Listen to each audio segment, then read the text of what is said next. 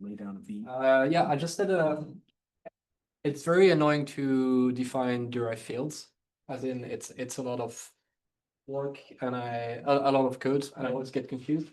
So I implemented, while paying attention to everybody's presentation, a way of defining it a bit faster.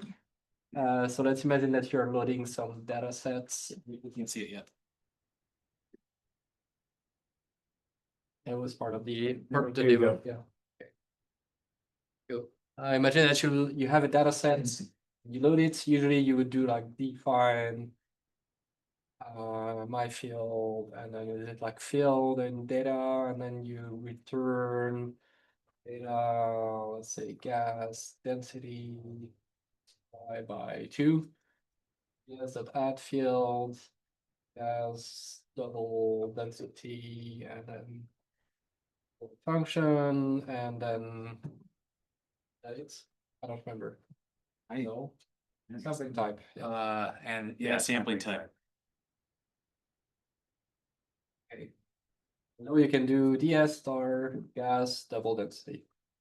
What I implemented is a way of doing this. So you have here the fields.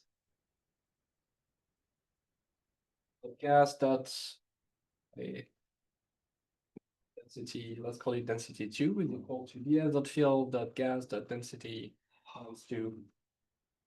And you can just gas density 2. Voila. Wow. Wait. And also it works with like, You can multiply other fields and yeah, you could write ds dot fields dot gas dot temperature. Yeah. I mean, it's Right. it's nonsense, and it should provide a warning. I agree. Oh yeah, sorry. Because he had a force override, yes.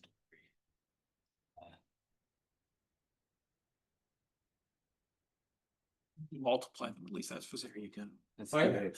Could multiply them, that's physical, at least. Yeah, well, I mean, I just yeah, yep, that's it. You could write a function that accepts like a DS. Some like to do this sort of like in a generic way. right. Like Yeah, I mean, you can just work with the fields directly. You just if you provide, if you want to do it in a function, right? The def at fields ds, and then fields is equal to ds of fields, or directly get the field from there. Yeah, and then it just works. cool. That's great. Yep. Brilliant. Yeah, Thank you, Corentin. That was really cool. that is gonna be our most watched Yes, video. Recording. Yeah. Stop. Sure to get that more right away.